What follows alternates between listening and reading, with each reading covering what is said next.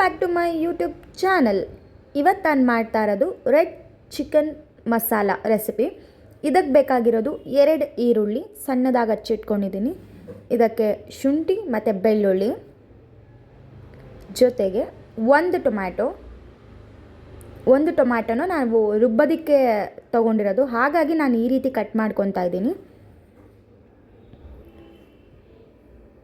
ಈ ರೀತಿ ಕಟ್ ಮಾಡಿದ್ದ ಆದ ನಂತರ ಒಂದು ಇಡೀ ಕೊತ್ತಂಬರಿ, 7ರಿಂದ 8 ಒಣ ಮೆಣಸಿನಕಾಯಿ ತೊಗೊಂಡಿದ್ದೀನಿ. ಇದರ ಜೊತೆಗೆ ಚಕ್ಕೆ, ಲವಂಗ, 2 ಟೇಬಲ್ ಸ್ಪೂನಷ್ಟು ಧನಿಯಾ ಮತ್ತು 4ರಿಂದ 7 ಮೆಣಸು.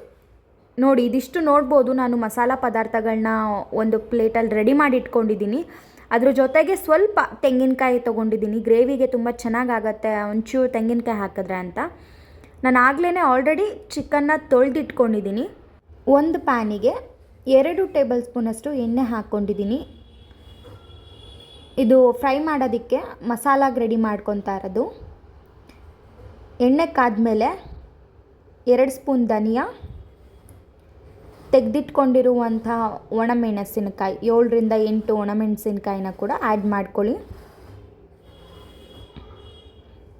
ಈ ರೀತಿ ಎಣ್ಣೆಯಲ್ಲಿ ಫ್ರೈ ಮಾಡ್ತಾ ಬನ್ನಿ. ನೋಡಿ, ಈಗ ಒಣಮೆಣಸಿನ್ಕಾಯಿ ಕೂಡ ಹಾಕ್ಕೊತಾ ಇದ್ದೀನಿ. ಇದೆರಡೂ ಚೆನ್ನಾಗಿ ನೀವು ಎಷ್ಟು ಎಣ್ಣೆಲಿ ಫ್ರೈ ಮಾಡ್ತಿರೋ ನಿಮಗೆ ಒಳ್ಳೆ ಕಲರ್, ಇವಾಗೇನು ರೆಡ್ ಕಲರ್ ಚಿಕನ್ನು ಆ ರೀತಿ ನಿಮಗೆ ಒಳ್ಳೆ ಕಲರ್ ಆಗುತ್ತೆ.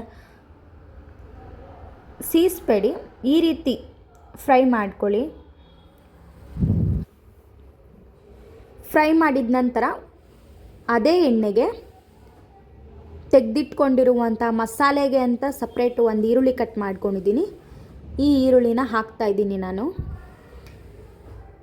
ಇದೇ ಎಣ್ಣೆಲಿ ಫ್ರೈ ಮಾಡ್ಕೊಬೇಕು. ಗೋಲ್ಡನ್ ಫ್ರೈ ಆಗೋವರೆಗೂ ಫ್ರೈ ಮಾಡ್ಕೊಳ್ಳಿ. ನೋಡಿ, ಈ ರೀತಿ ಫ್ರೈ ಆದ ನಂತರ ಇದಕ್ಕೆ ಮಸಾಲ ಪದಾರ್ಥ ಮೆಣಸು, ಜೀರಿಗೆ, ಚಕ್ಕೆ, ಲವಂಗ, ಶುಂಠಿ, ಬೆಳ್ಳುಳ್ಳಿ, ತೆಂಗಿನಕಾಯಿ, ಸ್ವಲ್ಪ ತೆಂಗಿನಕಾಯಿನ ಇದಿಷ್ಟು ಹಾಕಿ ಚೆನ್ನಾಗಿ ಫ್ರೈ ಮಾಡ್ಕೊಬೇಕು. ಪ್ರತಿಯೊಂದು ಐಟಮ್ಸ್ನ ನೀವು ಫ್ರೈ ಮಾಡೋದ್ರಿಂದ ನಿಮಗೆ ಒಳ್ಳೆ ಟೇಸ್ಟ್ ಸಿಗುತ್ತೆ. ಈ ರೀತಿ ಎಲ್ಲನೂ ಕೆಂಪಗೆ ಹುರ್ಕೊಬೇಕು. ಸೀಸಕ್ಕೆ ಹೋಗಬೇಡಿ, ಜಾಸ್ತಿ ಸೀಸಿದ್ರೆ ಅದು ಹಾಳಾಗುತ್ತೆ. ಸೊ ಕೆಂಪಗೆ ಹುರ್ಕೊಂಡು ಲೋ ಫ್ಲೇಮಲ್ಲೇ ಹುರ್ಕೊಳ್ಳಿ.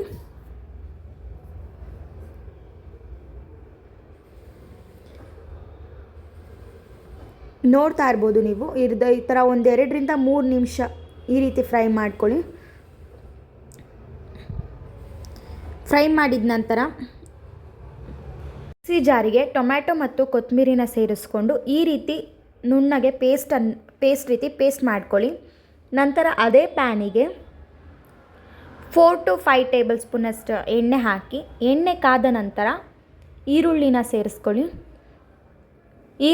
ಸೇರಿಸ್ಕೊಂಡು ಚೆನ್ನಾಗಿ ಈ ರೀತಿ ಗೋಲ್ಡನ್ ಫ್ರೈ ಬರೋವರೆಗೂ ಫ್ರೈ ಮಾಡ್ಕೊಳ್ಳಿ. ತೊಳೆದಿಟ್ಕೊಂಡಿರುವಂತಹ ಚಿಕನ್ನ ಕೂಡ ಈಗ ಆ್ಯಡ್ ಮಾಡ್ಕೊತಾ ಇದ್ದೀನಿ. ಸುಮಾರು ಒಂದು ಅರ್ಧ kg ಚಿಕನ್ ಇದೆ. ಚಿಕನ್ನ ಆ್ಯಡ್ ಮಾಡ್ಕೊಳ್ಳಿ. ಈ ರೀತಿ ಚೆನ್ನಾಗಿ ಚಿಕನ್ನ ಆ್ಯಡ್ ಮಾಡಿಕೊಂಡು ಫ್ರೈ ಮಾಡ್ಕೊಳ್ಳಿ. ನಂತರ ಇದಕ್ಕೆ ಅರ್ಧ ಟೇಬಲ್ ಸ್ಪೂನಷ್ಟು ಅರಿಶಿನ ಪುಡಿ ಹಾಕ್ಕೊಂಡಿದ್ದೀನಿ. ಅರಿಶಿನ ಪುಡಿ ಹಾಕಿ ಈ ರೀತಿ ಚೆನ್ನಾಗಿ ಒಂದು ಸಲ ಬಾಡಿಸ್ಕೊಂಡು ಒಂದು 4ರಿಂದ 5 ನಿಮಿಷ ಇದನ್ನು ಈ ರೀತಿ ಎಣ್ಣೆಲೇ ಫ್ರೈ ಮಾಡ್ಕೊಳ್ಳೋದ್ರಿಂದ ಚಿಕನ್ನು ಬೇಗ ಬೇಯುತ್ತೆ ಕೂಡ. ನೋಡಿ, ಈ ರೀತಿ ಫ್ರೈ ಮಾಡ್ತಾ ಬನ್ನಿ. ಈ ರೀತಿ ಫ್ರೈ ಮಾಡಿದ ನಂತರ 1 ಟೇಬಲ್ ಸ್ಪೂನಷ್ಟು ರುಚಿಗೆ ತಕ್ಕಷ್ಟು ಉಪ್ಪು ಕೂಡ ಆ್ಯಡ್ ಮಾಡಿಕೊಂಡೆ ನಾನಿವಾಗ. ಉಪ್ಪು ಹಾಕಿರೋದ್ರಿಂದ ನಿಮಗೆ ಚಿಕನ್ನು ಬೇಗ ಬೇಯುತ್ತೆ ಕೂಡ. ನಂತರ ಇದ್ರ ಮೇಲೆ ಸ್ವಲ್ಪ ಪುದೀನ ಹಾಕ್ಕೊಂಡೆ. ಫ್ಲೇವರಿಗೆ ಆಪ್ಷನಲ್ ಇದು, ಪುದೀನ ಇದ್ದರೆ ಹಾಕೊಬೋದು, ಇಲ್ಲ ಅಂದರೆ ಇಲ್ಲ. ಇದೊಂದು 5 ನಿಮಿಷ ಬೇಯಿಸಿದೆ. ನೋಡಿ, ಈ ರೀತಿ ಎಣ್ಣೆಲಿ ಚೆನ್ನಾಗಿ ಫ್ರೈ ಆಗುತ್ತೆ. ಆಲ್ಮೋಸ್ಟ್ ಒಂದು 80% ಚಿಕನ್ ಆಲ್ರೆಡಿ ಬೆಂದಿದೆ. ಇದಕ್ಕೆ ನಾವು ಆವಾಗಲೇ ರುಬ್ಬಿಟ್ಕೊಂಡಿರುವಂತಹ ಮಸಾಲೆ ಕೂಡ ಆ್ಯಡ್ ಮಾಡ್ತಾಯಿದ್ದೀನಿ. ನೋಡ್ಬೋದು ನೀವು. ಈ ರೀತಿ ಮಸಾಲೆ ಆ್ಯಡ್ ಮಾಡಿಕೊಂಡು ನಿಮಗೆ ಎಷ್ಟು ಬೇಕೋ ಅಷ್ಟು ನೀರು ಸಹ ಹೆಚ್ಚಿಸ್ಕೊಬೇಕಾಗತ್ತೆ. ನಾನಿಲ್ಲೊಂದು 3/4 ಕಪ್ಪಷ್ಟು ನೀರನ್ನು ಆ್ಯಡ್ ಮಾಡ್ಕೊತಾ ಇದ್ದೀನಿ. ಆ್ಯಡ್ ಮಾಡಿಕೊಂಡು ಒಂದು ಸಲ ಈ ರೀತಿ ತಿರುಗಿಸ್ಕೊಳ್ಳಿ. ಸೊ ನಿಮಗೆ ಗೊತ್ತಾಗುತ್ತೆ ಎಷ್ಟು ಹಾಕಬೇಕು ಏನು ಅಂತ. ಈ ರೀತಿ ಬಾಡಿಸ್ತಾ ಬನ್ನಿ. ಮಸಾಲ ಹಾಕಿದ್ಮೇಲೆ ಈ ರೀತಿ ಫ್ರೈ ಮಾಡ್ತಾ ಬನ್ನಿ. ನೋಡಿ, ಈ ರೀತಿ ಚೆನ್ನಾಗಿ ಫ್ರೈ ಮಾಡ್ಕೊಳ್ಳಿ. ಚಿಕನ್ ಜೊತೆ ಮಸಾಲ ಎಲ್ಲ ಚಿಕನ್ಗೂ ಅಂಟೋ ಥರ ಈ ರೀತಿ ಫ್ರೈ ಮಾಡಿ. ನೋಡ್ಬೋದು ನೀವು, ಇದು ಸ್ವಲ್ಪ ಗ್ರೇವಿ ಟೈಪ್ ಆಗಿದೆ. ಸೊ ನಾನು ಇಂಚೂರು ಸ್ವಲ್ಪ ಮಸಾಲ ನೀರನ್ನು ಸಹ ಆ್ಯಡ್ ಮಾಡಿಕೊಂಡೆ ನಾನು, ತುಂಬ ಗಟ್ಟಿ ಬೇಡ ಅಂತ. ಈ ರೀತಿ ಆಗಿದೆ. ನಾನು ರುಚಿ ನೋಡಿಕೊಂಡೆ, ಸ್ವಲ್ಪ ಉಪ್ಪು ಕಮ್ಮಿ ಹಾಕ್ಕೊಂಡಿದ್ದೀನಿ. ನೋಡಿಕೊಂಡು ಮಸಾಲ ಹೆಚ್ಚಾದಮೇಲೆ ಇನ್ನು ಸ್ವಲ್ಪ ಉಪ್ಪು ಹಾಕ್ಕೊಳ್ಳೋದಕ್ಕೆ. ನೀವು ಸಹ ಅಷ್ಟೇ ಉಪ್ಪನ್ನ ನೋಡ್ಕೊಂಡು ಹಾಕ್ಕೊಳ್ಳಿ. ನಿಮಗೆ ಎಷ್ಟು ರುಚಿಗೆ ಬೇಕು ಅಷ್ಟು ಉಪ್ಪನ್ನ ನೋಡ್ಕೊಂಡು ಹಾಕ್ಕೊಳ್ಳಿ. ಈ ರೀತಿ ಆದಮೇಲೆ 5ರಿಂದ 10 ನಿಮಿಷ ನೀವು ಇದನ್ನು ಮುಚ್ಚಿ, ಒಂದು ಪ್ಲೇಟ್ ಮುಚ್ಚಿ ನೀವು ಚಿಕನ್ನ ಬೇಯಿಸ್ಕೊಳ್ಳಿ. ಮಸಾಲೆ ಹಿಡಿಯುತ್ತೆ. ಇದನ್ನು ನೀವು ಮೀಡಿಯಮ್ ಫ್ಲೇಮಲ್ಲೇ ಇಟ್ಟು 5ರಿಂದ 10 ನಿಮಿಷಗಳ ಕಾಲ ಬೇಯಿಸ್ಕೊಳ್ಳಿ. ನೋಡಿ, ಒಂದು ಕುದಿ ಬಂದ ನಂತರ ಈ ರೀತಿ ಕಾಣುತ್ತೆ ನಿಮಗೆ. ಈ ರೀತಿ ಆಗುತ್ತೆ. ಆಲ್ಮೋಸ್ಟ್ ಚಿಕನ್ ಬೆಂದಿದೆ. ಕೊನೆಯಲ್ಲಿ ಕೊತ್ತಂಬರಿ ಸೊಪ್ಪನ್ನ ಆ್ಯಡ್ ಮಾಡ್ಕೊತಾ ಇದ್ದೀನಿ. ಇದು ಕೂಡ ನಿಮಗೆ ಆಪ್ಷನಲ್ಲು, ಮನೆಯಲ್ಲಿ ಇದ್ದರೆ ಬಳಸ್ಬೋದು, ಇಲ್ಲ ಅಂದರೆ ನಡೆಯುತ್ತೆ. ಈ ರೀತಿ ಮೇಲೆ ಎಣ್ಣೆ ಬಂದಿದೆ ಅಂದರೆ ಚಿಕನ್ ಬೆಂದಿದೆ ಅಂತ ಅರ್ಥ. ನೋಡಿದ್ರಲ್ಲ ರೆಡ್ ಚಿಕನ್ ಮಸಾಲ ಯಾವ ರೀತಿ ಮನೆಯಲ್ಲೇ ಈಸಿಯಾಗಿ ಮಾಡ್ಕೊಬೋದು ಅಂತ.